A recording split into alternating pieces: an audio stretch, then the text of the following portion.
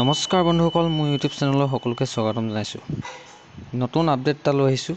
যিসকলে নতুনকৈ অসম পুলিচত পাইছে তেওঁলোকৰ বাবে নতুন আপডেট এটা আহি আছে ট্ৰেইনিঙৰ কাৰণে।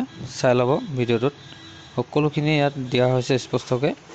তো ভিডিঅ'টো একেলগে চাই ল'ব। ধন্যবাদ।